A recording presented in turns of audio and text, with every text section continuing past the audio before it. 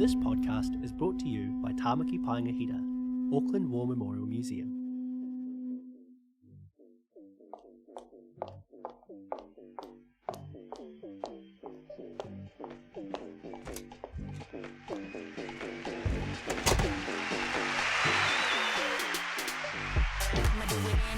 What is a diva? You might think of someone glamorous and demanding. A superstar whose contract stipulates that their green room is set to a specific 25 degrees. Someone who outlaws eye contact from lowly commoners, or decrees that they have their M&Ms all individually sorted by colour. But when they step onto the stage, the diva makes an impact. A diva is bold, a defining icon of their times. In Latin, it literally means goddess. We've been thinking a lot about divas at the museum lately. What makes a diva? And who's worthy of the title? We're not altogether sure it's a bad thing. Maybe it's even something to be reclaimed, reformulated, revered. So today, we're redeeming divadom, turning diva on its head as a badge of honour.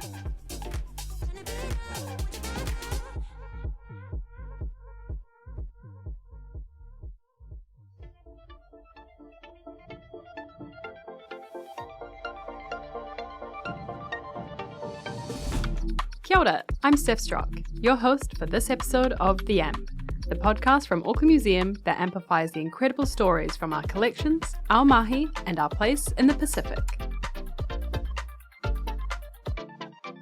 This episode, we're turning the spotlight on the diva. We've challenged our kaimahi to go into the archives and find us their diva. A diva whose legacy has been lost to time, but is still worthy of remembering. First up, Sophie Elbra from the Online Cenotaph team. I would define a diva as someone who has a really strong sense of self, who embodies glamour and talents, not just on stage, but in their daily lives. They're often trailblazers who push boundaries and constantly demonstrate their strength and attitude, always remaining staunch in who they are and what they want. Kia ora, my name is Sophie Elbra and I'm the Online Cenotaph Collection Technician Research Support.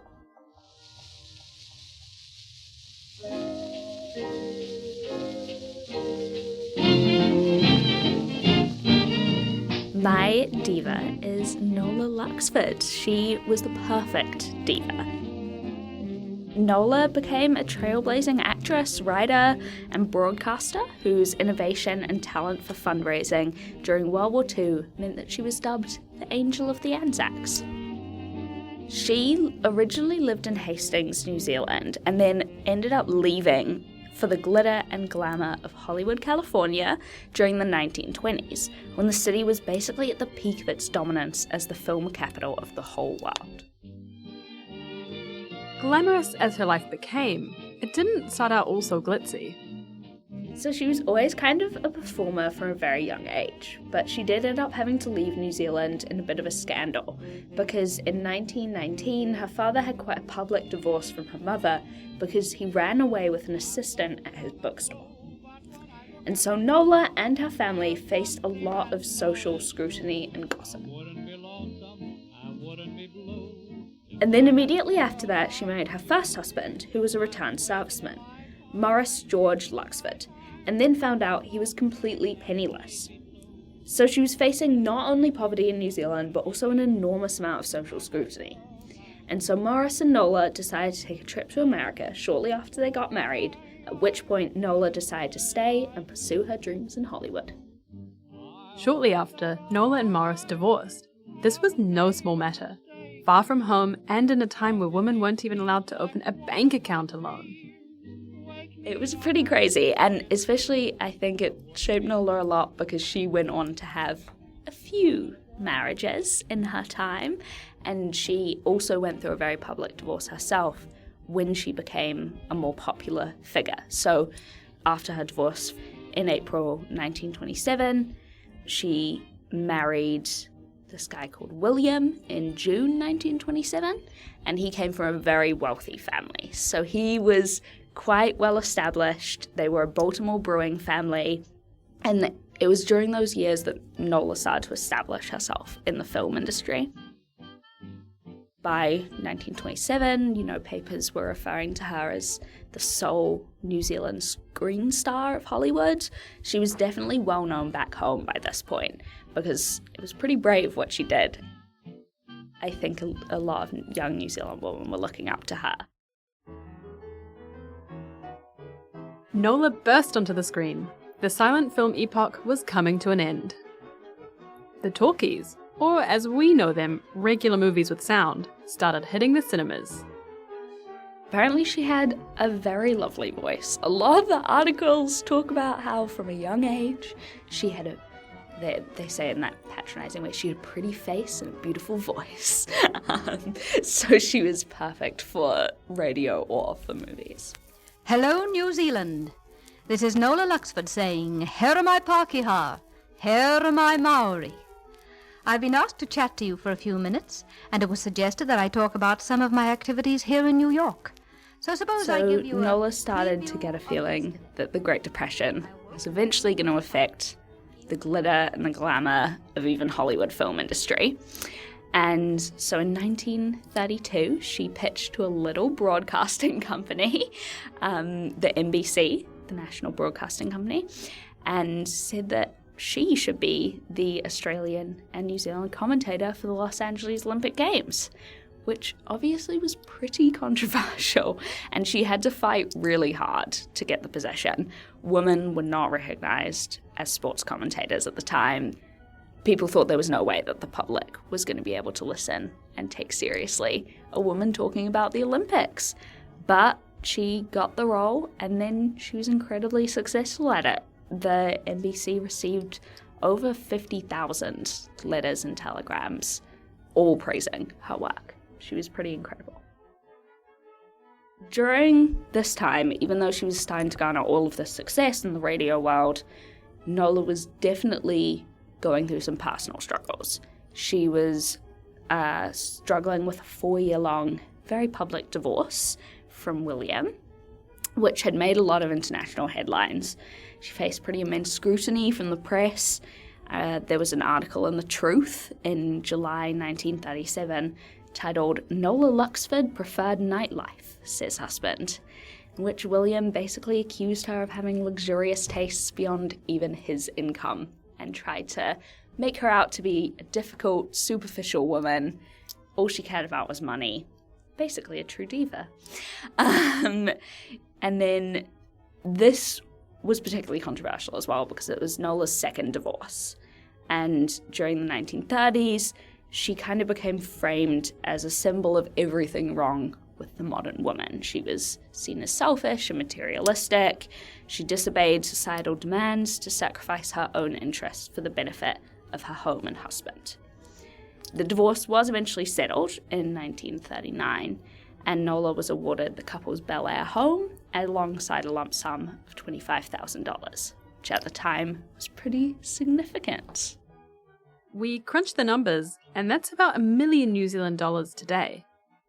So, coming off the back of this very heated, very public divorce, that must have been really scary for her. It must have been frightening to have her life kind of put on blast, her now ex-husband constantly talking to news reporters.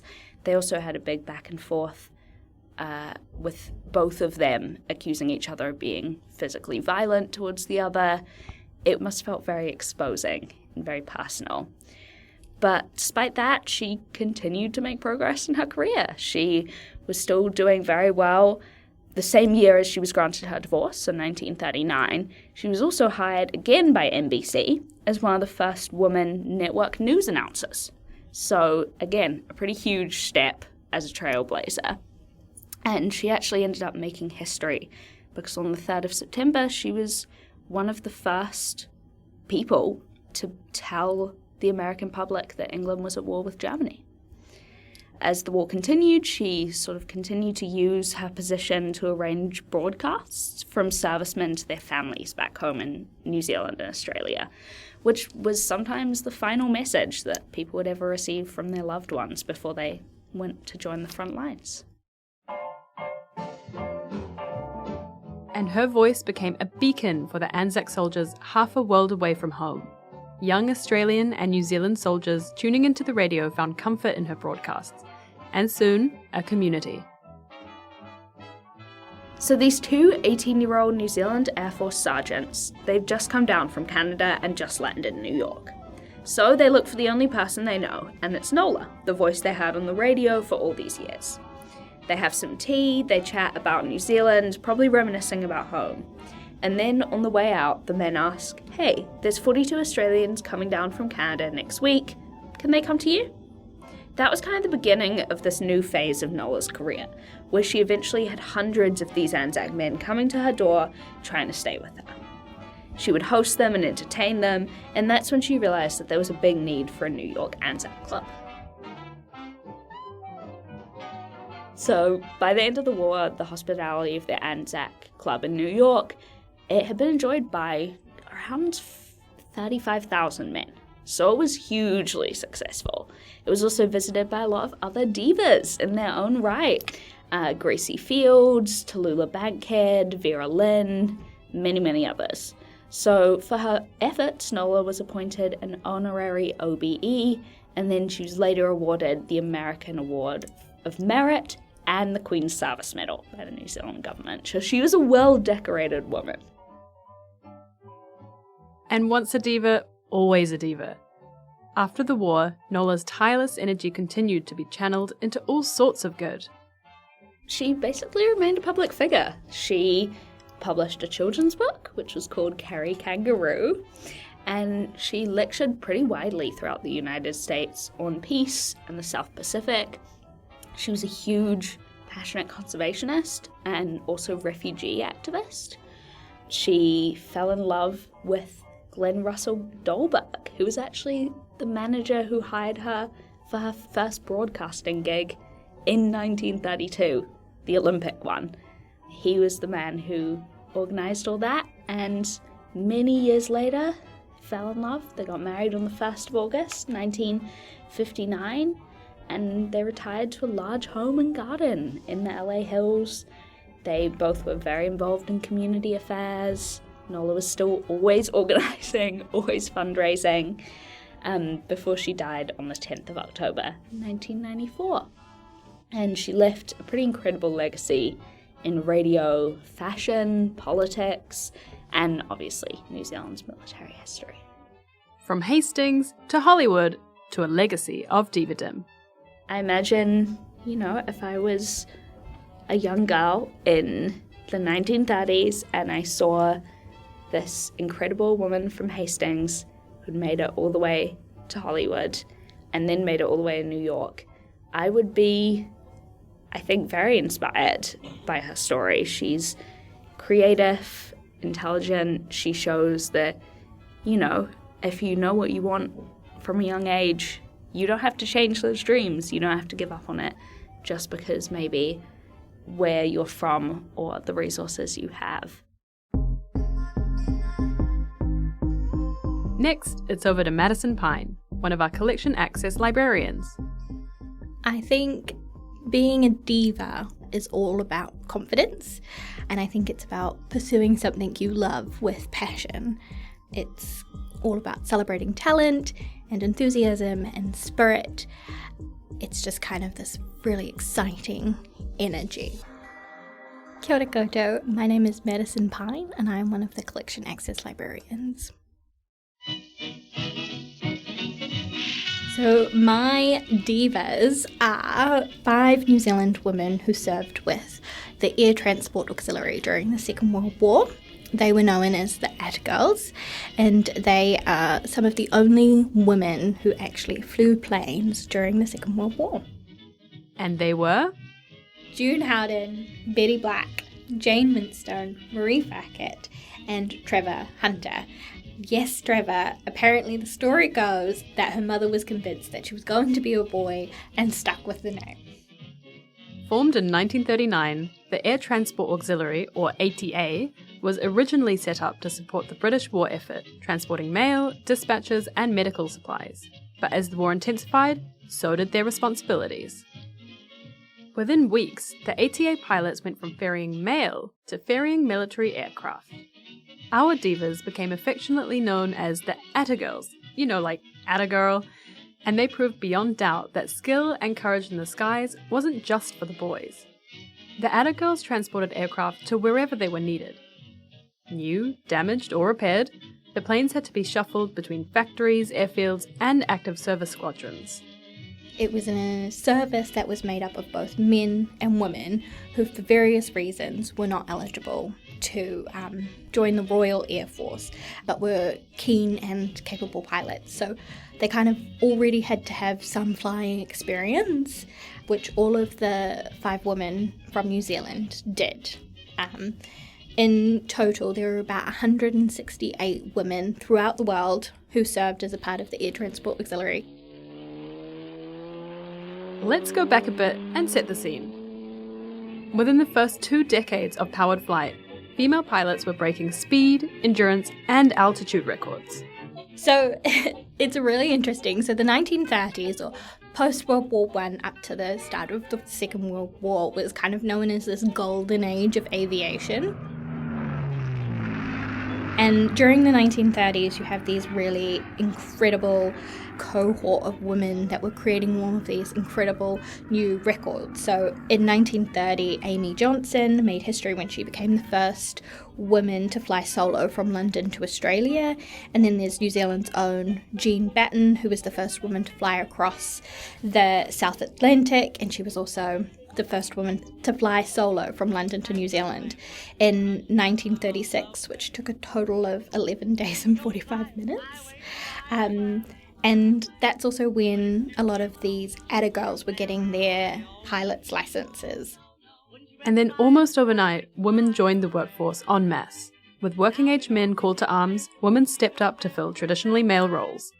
One of the quite interesting things about the Air Transport Auxiliary was that men and women were paid equally. It wasn't until 1943, so it did come a little bit later in the war, but they were paid equally, and it was the first time that the British government basically paid men and women the same for the same job. But, of course, very early in the war, there was a ton of opposition. And people were like, we don't need women to fly. There was one quote that I read, which was about German will think that Britain is at the end of her pilot air reserve because they've got women pilots, which is just absolutely crazy. It's bonkers. There were also a lot of quite supportive comments as well. It would have been such a male-dominated industry that, of course, there was going to be a little bit of uncertainty about women and flying, but I think that they were more than capable. They were incredibly talented pilots. The ATA pilots needed to be some of the best in the air. They flew in all weather, across unfamiliar territory, in aircraft they'd only just been introduced to. There were no radios to guide them and no navigational support. The days were long and exhausting, and the work brought them dangerously close to active airfields, prime targets for enemy bombing. Flying definitely wasn't without its danger, and tragically, Jane Winstone, she was ferrying a plane from Cosford to Wiltshire, and her engine cut out on her 3 times while she was attempting to make a crash landing, and sadly she died on impact on the 10th of February in 1944. Her funeral was held and it was attended by her friends and fellow pilots, Trevor and Betty, and it was described as not only as a loss to New Zealand, but to the Empire as a whole. It was a deadly job, and the ATA pilots did it day after day. 174 ATA pilots were killed during the wartime years. 15 of these were women, including Jane and British pioneer aviator Amy Johnson. During the war, the ATA flew 415,000 hours and delivered over 300,000 planes. Personally, I believe these 5 women all embody the spirit of Diva, because I think when we think about Diva, we think firstly about performers and artists and creativity and extravagance and glitz and glamour, but they're also confident and they're role models and they can be self-made and they're independent. These 5 women are incredible, and they played such an important role during the war effort, and I think that they're worthy of being considered a diva because of this work, because of their confidence, because they pursued their passion with such vigour. Because it was a civilian occupation, none of the ATA pilots received any official recognition or medals during the war. But in 2008, the surviving members of the auxiliary were awarded ATA veteran badges for their service. Though this official recognition came much later, the ATA girls were a hit back home in the press. The home front looked up to the pilots. Girls whose career opportunities were far fewer just a couple years earlier knew that for the ATA girls, the sky was the limit. When we think about divas, we do think about this glamorous notion, lots of lovely gowns and things like that.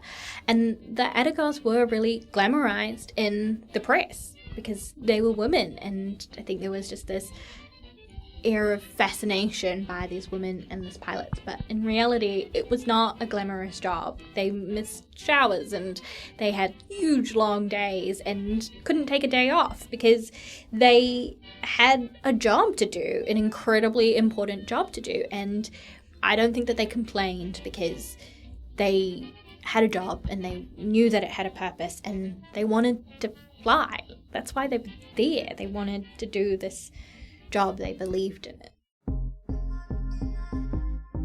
Next up, our Wikimedian in residence, Anjali Salvadore, has scoured her encyclopedic sources and found a diva for the ages. To me, diva is a performer. Not just in the traditional sense, like the legendary Aretha Franklin, Madonna, or Beyonce, but in the sense that performance is integral to embodying what it really means to be a diva.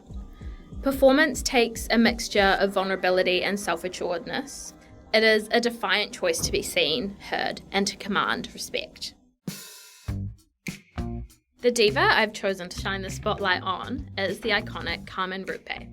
Carmen was a transgender woman, an activist, drag performer, sex worker, and business owner who was synonymous with Aotearoa's queer history and nightlife scene of the 60s and 70s. Carmen Rupe was an uri of Ngāti Hawa, Ngāti Hekeawai, Ngāti Mania Poto.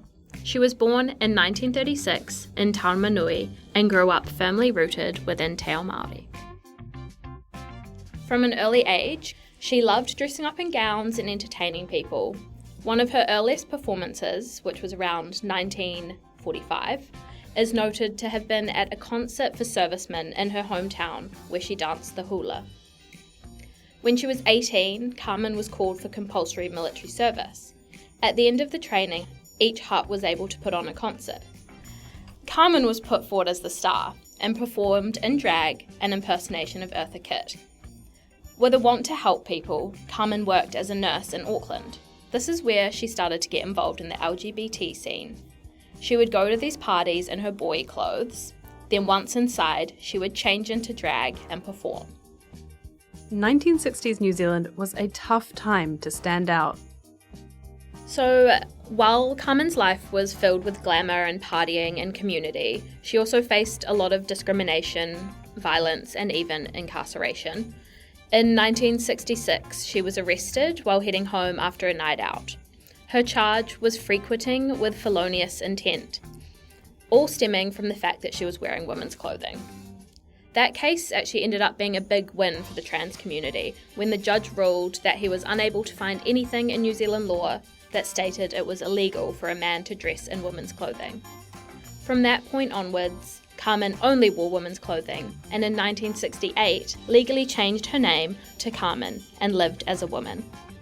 She continued to push against conservative New Zealand society and fight for social reform. It's sometimes easy to forget that the rights and freedoms we enjoy every day have been hard-won by brave individuals standing up for what they believe in. In 1977, Carmen ran for mayor of Wellington. She wanted to decriminalise homosexuality, abortions, and prostitution. Although she was unsuccessful in her campaign, all of these things are now legalised under New Zealand law. I think that really shows how much of a trailblazer she was. She continued her advocacy work, supporting unhoused and vulnerable communities, educating on HIV/AIDS, and fighting for LGBT rights, right up until her death. Carmen died in 2011 after a long life fighting for what she believed in. Her legacy very much lives on, her actions and influence paving the way for LGBT rights in Aotearoa.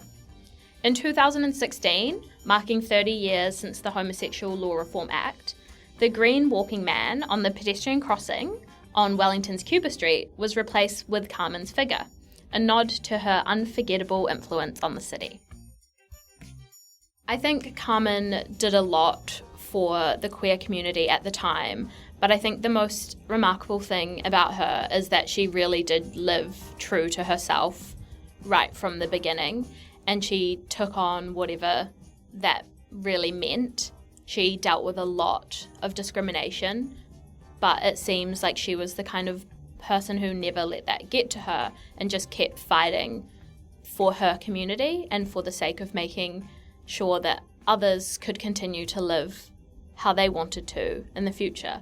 So I think she is just so incredible, such a diva. For our next diva, conservator Emma Prideaux takes us way, way back in time.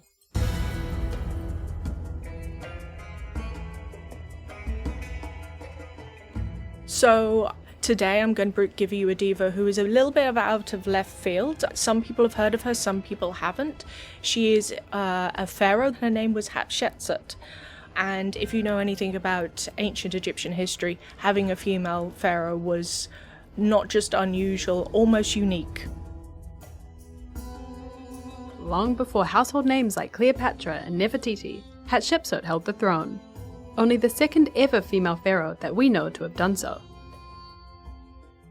Her rule was long, it was successful. It was a period of almost unparalleled building. Half the things that we think of, like the Temple of Karnak, got a makeover under her rule. She built a huge mortuary temple, which can still be seen to this day. There are statues of her all across Egypt. She had a huge impact of the prosperity. She reset up trade routes after losing pretty much all of them in the second intermediary period. There is no evidence that she actually led the armies, but she did sick the armies on her borders and controlled her borders. She was lucky, she didn't get any famines, but that's not to undermine the fact that she did incredibly well in a difficult situation with all the world stacked against her. The world wasn't ready for Hatshepsut. They didn't even have a word for her. Now the problem here is that as Egypt is focused on God's one special dude, there isn't a great term for queen. They don't have a king and a queen. You have the pharaoh, the king, God's specialist boy.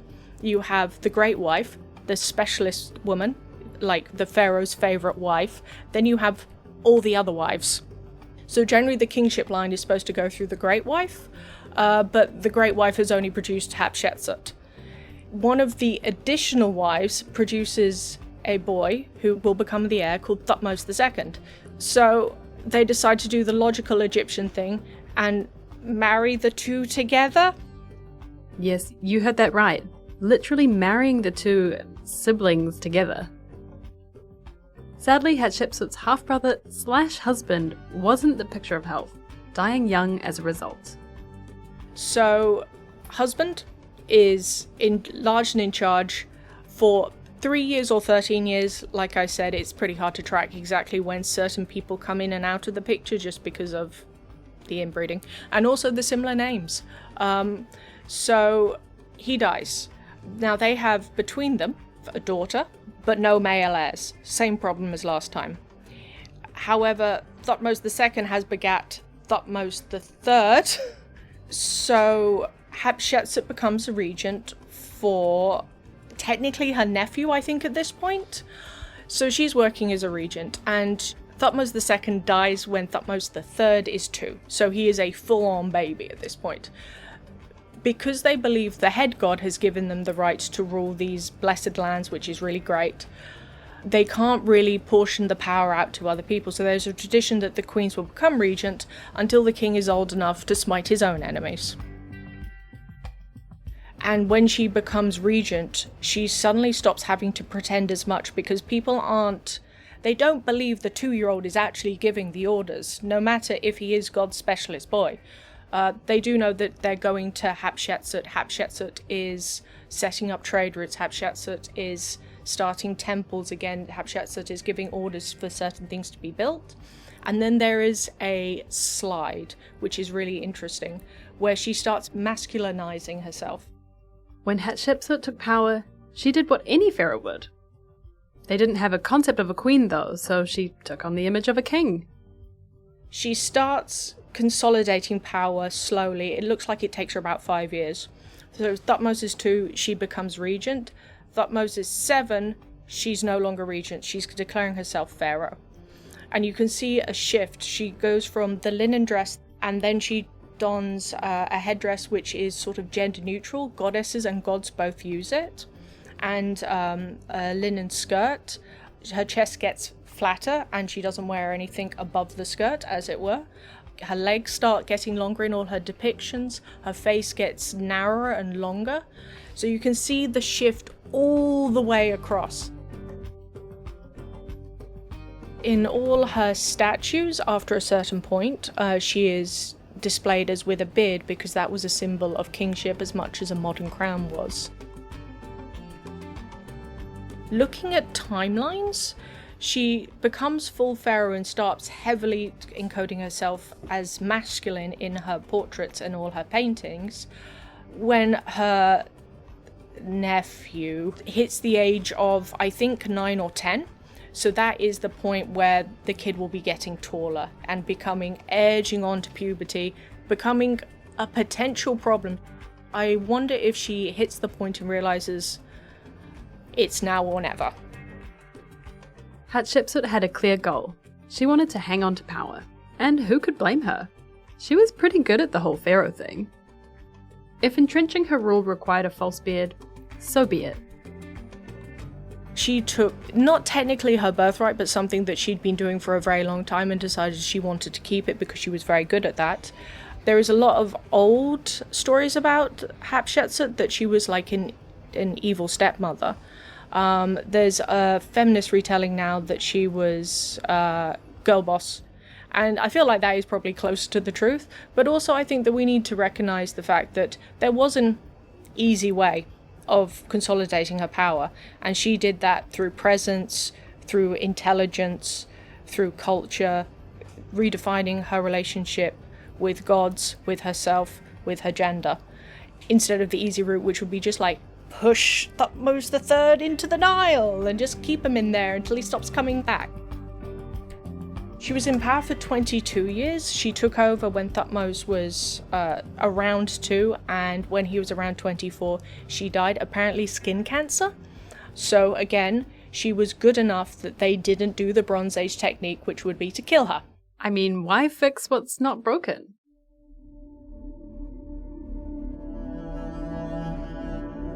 If she didn't make a change and start taking her own possession on the stage of life, it would be very easy for her to lose it.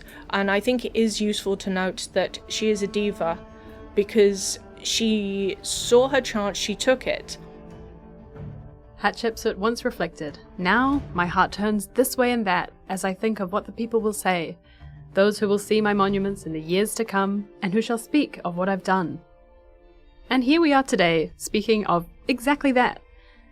But after her death, despite her successful rule and many achievements, her stepson/successor tried to write her out of history. He seems to have waited a couple of years and then done what Hatshepsut had done to him, essentially, and started chiseling off all her names. Because she'd masculized her name so much, it was an easy switch and an easy edit to make. But you do see things like the faces chiseled off her inscriptions. The apparent need for Thutmose III to try and destroy the evidence of her reign speaks to the power of her memory. It was an act of historical revision, even if it saw one of ancient Egypt's most remarkable rulers almost lost to the sands of time. Bringing us our final diva of the day is manuscripts curator Nina Finnegan. It had quite negative connotations. It was, someone who was dramatic and had tantrums, but that's changed. For me, it changed when Beyonce released her song Diva, and that is about empowerment and independence and all those good things that we associate with divas now. But if we actually Google diva and what it actually means an opera singer, a female singer of immense talent. So if we want to get to the bones of it, that's what it means. And that's why I've chosen the person I'm going to talk about today, because that is what she was. So I'm delighted to introduce you to Hinemoa Rossia.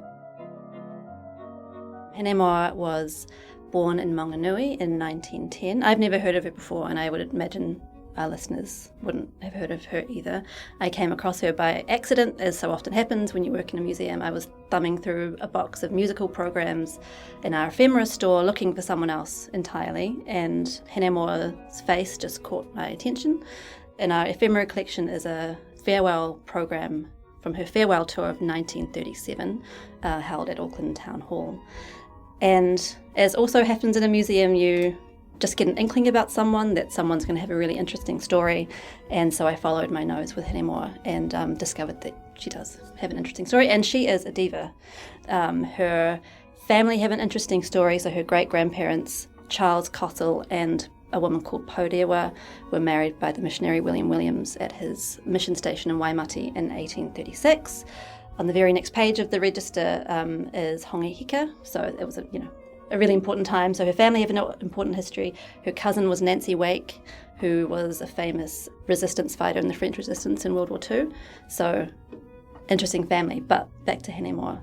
So she was a singer, and her talent was notable from an early age. We first see her appearing in the newspapers when she was 8 years old, still living in Maunganui with her family, and she won a competition in a singing duet in 1918. Her and her whole family moved to Auckland sometime after that, and she starts taking music lessons and singing lessons at the Tate Morris Music School in Auckland. So people are recognising that she's a real talent. She starts appearing on Auckland radio stations, and if you put her name into Papers Past, her name comes up literally hundreds of times, so Aucklanders would have been really familiar with her voice. So she was kind of gaining, momentum as her career was kind of taking off. When Hinemoa was 20, she won the coveted Dame Nellie Melba Scholarship. It was her ticket to study abroad and realise her dreams. A newspaper at the time called her a vocal triumph. And she actually won the scholarship 2 years in a row. She was so talented. And that's when I met Hinemoa in our ephemera store, so 1937. She's about to embark on a whole new part of her career. She's going off to Europe to continue her studies in London and Italy. And so she embarks on this farewell tour of New Zealand. But our diva's aria was cut short. So after arriving in London, I assume she kind of kept going with her studies, but then war, of course, broke out in Europe, and Hinemoa became a nurse in London. She nursed at Maida Vale Hospital, and she apparently was known as a singing nurse because, she has this amazing voice, and of course she wants to share it with the world, so that's what she was known for.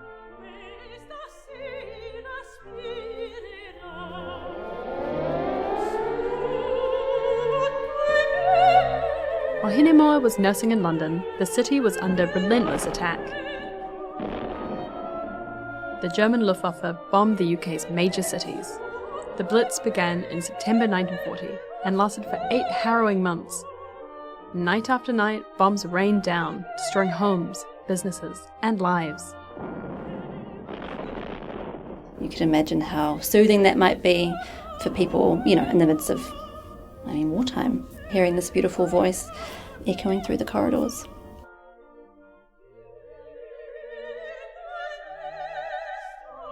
Hinemoa moved across the world to pursue her singing career, but instead gave her life to helping others. Hinemoa was killed in a bombing raid in the Blitz in London in 1940, so she was actually the first New Zealand civilian to die in the Blitz. And so she never got a chance to soar. Her career was cut short tragically. But in my mind, all the things that kind of lead up to that point in her life classify her as a diva. That's why I've chosen her. As I was embarking on my research of Hinemoa, there's a little bit about her online, but she's fairly unknown. But one thing I came across was a recording at the National Library. It's actually the only known recording of Hinemoa's voice. She was on the radio, extensively in the 1920s and early 30s. But there's one existing recording of her voice. And luckily for me, I know the music curator down at the National Library, and it was on a CD, so he digitized it in a heartbeat and sent the file to me. So we actually have Hinemoa's voice, and we can play it for you now.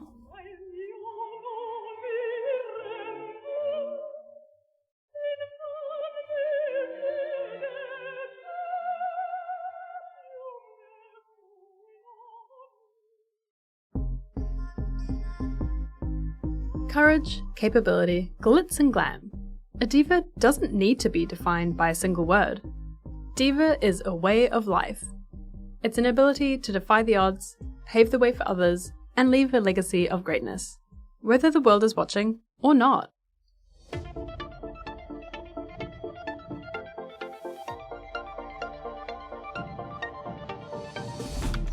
That was Defining Diva. Written and produced by Laura Skerritt and me, Steph Strock. Sound design by Sarah O'Brien, and production support from Annabelle Walker. The executive producer was Teresa Cowie from Connect Content. A huge thanks to our very own divas, Sophie Albra, Madison Pine, Angelique Salvadore, Emma Prideaux, and Nina Finnegan. Thank you also to Dr. Michael Brown from the Alexander Turnbull Library for sharing the only known recording of Hinemoa Rosia for us to play during this episode. To find out more about the women discussed in today's episode, learn about the museum's Diva exhibition, or to listen to the full recording of Hinemoa, visit the links in our show notes. If you're enjoying the AMP, help others to find us by leaving a review or sharing this episode with your friends and whānau.